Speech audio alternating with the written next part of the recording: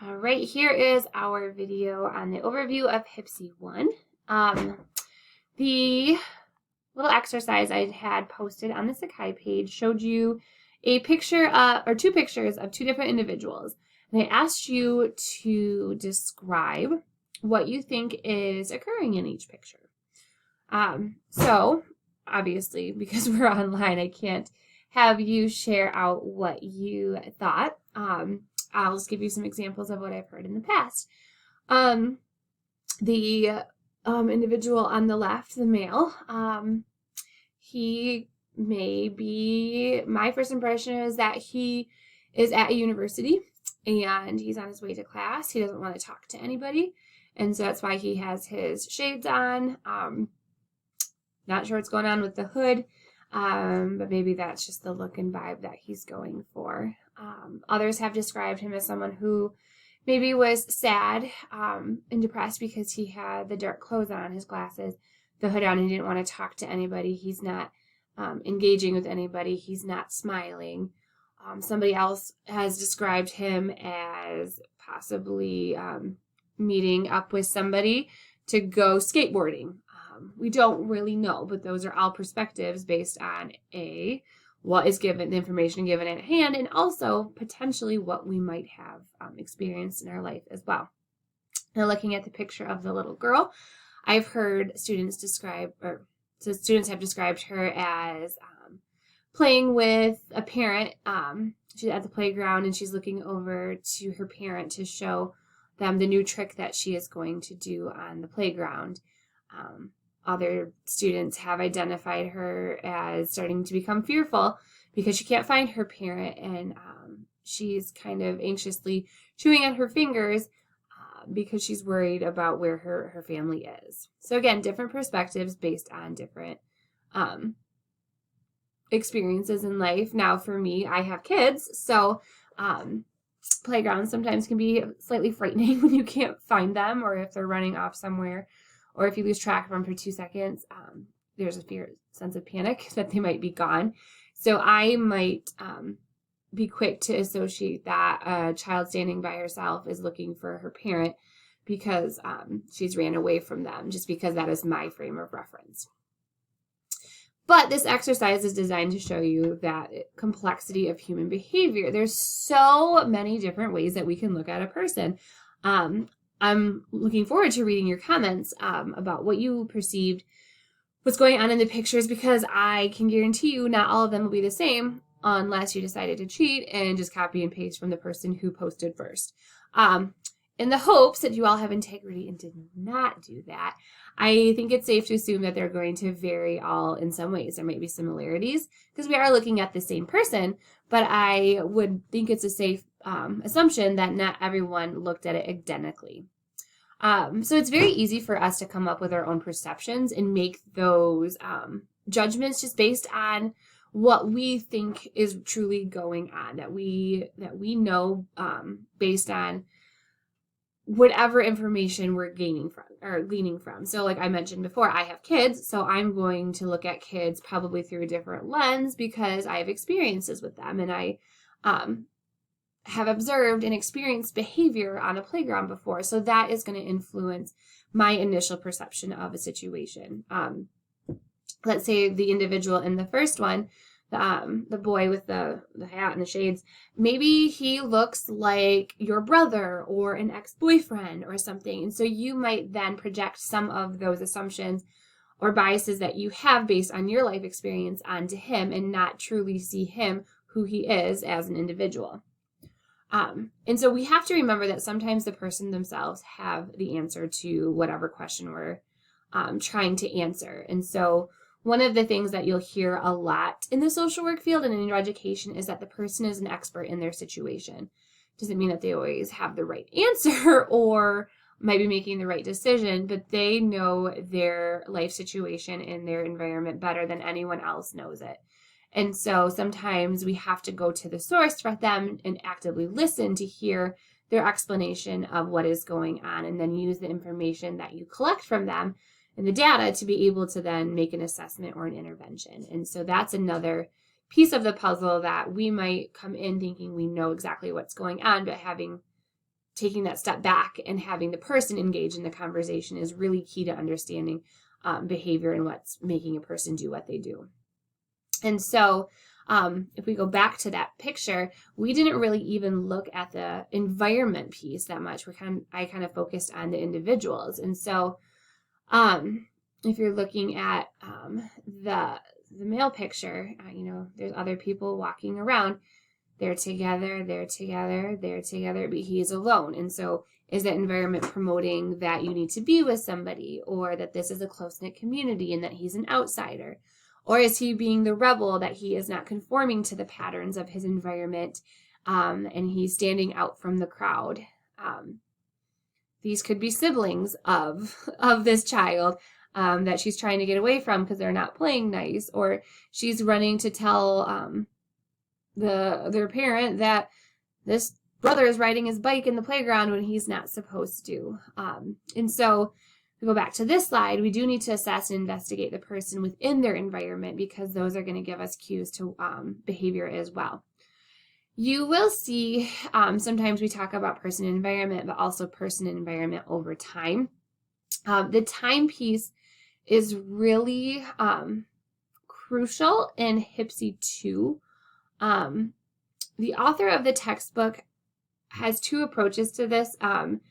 She has the edition that we're using that puts HBSE I and HBSE II together. She's also written textbooks where it's all human, where it does person, environment, and time. And then the second book is the different life stages. And so we've decided this year to not really focus a lot on time because we're using the condensed book. But there's dimensions of time that we will kind of reference in and out a little bit. We're not going to focus full classes on it, but we're also going to look at how time can influence behavior as well in a very brief overview way, not necessarily in a dimension way. I think that'll make more sense as we kind of go on, but just know that sometimes we'll reference person environment over time, and sometimes we'll just talk about person and environment.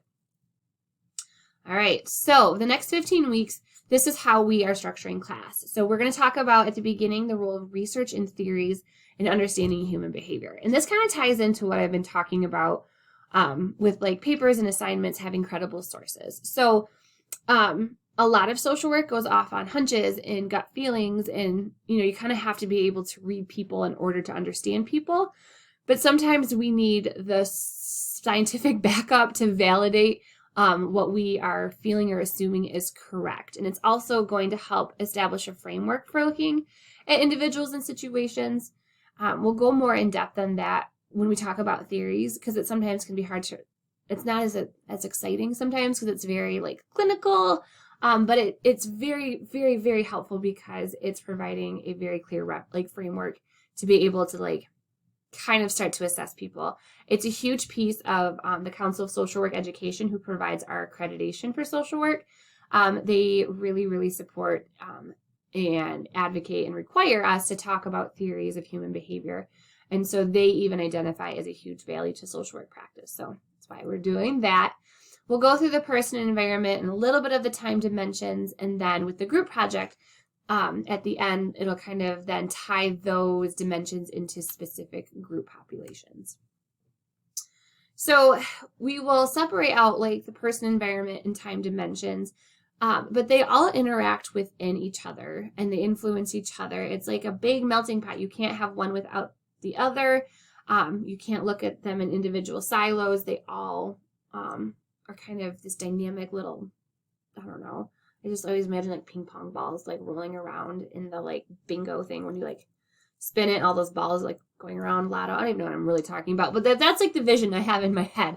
The lotto balls going around in circles and they're all impacting each other. So these are just some 4 important concepts about that. And reminders that we'll kind of incorporate through the class is that we need to look closely at a person and all of the aspects who they are.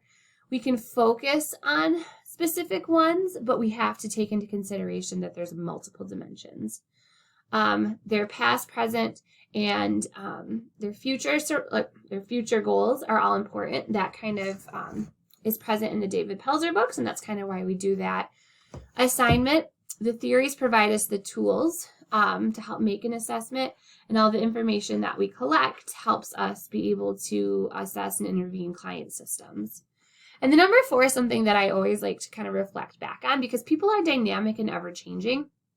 That the same person in a different environment, like you might take me and put me in one environment, I might have a specific result, but put me in a different environment and I might have a very different one. So thinking about college sizes. So Kuiper is very small, so I might have a different education experience or be more comfortable here versus if I went to college somewhere else that was bigger, I might be more isolative or not as confident and comfortable because I might feel like just a number. So same person, different environment, different results. But on the flip side, a different person in the same environment might have a different result as well. So someone who comes to Kuiper and loves the smallness of it and the relational aspect might thrive. Someone who's looking for a big, wild college social life, they might then respond to the environment of Kuiper differently, if that makes sense. So we can't make assumptions because one person acted a certain way that everyone's going to as well. So what makes a person? Past life experiences, their physical condition, psychological issues, and their spirituality. This is kind of the dimensions that we will be focusing on, kind of the biological piece of it, the psychological and spiritual. Further down the road in our generalist practice, we will talk about biopsychosocial assessments. And so that incorporates collecting data on all these different dimensions to help understand the person. And then what makes an environment? This one actually has a few more pieces to it. When we start learning about the dimensions, you'll see that environment has quite a few more that we look at versus the person, but they're all equally important. So you think right immediately the physical environment, housing, where they live, their neighborhoods, different relationships that they might have. So whether that be familial, whether it be work-related, a very clinical relationship with therapists, relationship you might have with organizations, those are all going to impact the environment a person's in. Small groups is one, social movement, so a little bit more macro and kind of on a bigger scale, communities, organizations. Culture is part of an environment, and that will definitely influence behavior, kind of what those accepted norms are, what's accepted social interactions. Social institutions and structures, so that's like kind of like the government, healthcare, school systems, education. Those things can also influence how people act. Physical environment kind of relates up to housing, but the physical environment can be like noise pollution, or if you gravitate towards like farm life. Those are all different pieces that might influence how you navigate the world. Again, this is like the quick and dirty between the person dimensions and some environmental ones. We're going to break all of this down over the course of 15 weeks. But this is just kind of giving you a context of where we're going. So I did want to just kind of introduce time a little bit. Time is not just a clock. We're not just counting down the minutes. You might be counting down the minutes of when this video is going to be done. So that is an aspect of time. But when we're talking about time, we're talking about more than just clocks, calendars, and appointments. That's considered clock time. But there's also event time. So if you were in agricultural setting, you might track time more so with the changing of seedings. When's planting time? When's harvest time? When do you get up to do chores? That has a different impact on someone who lives in that setting versus someone who lives in an urban setting. That event time isn't necessarily going to impact their lives as much. Linear time, past, present, future. Obviously, those all impact each other as well.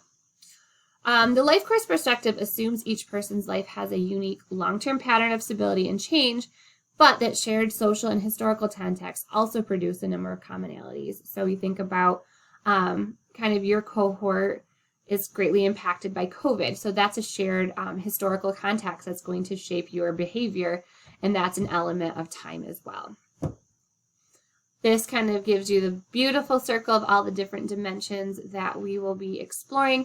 The green ones are the time ones. Again, we're not going to go into specific classes about that, but it's good to kind of know that they exist and are present. So, again, quick, not real comprehensive on any of this, but I just want to start planting the seeds so you can kind of see what kind of layers we're going to be unpacking as we go through next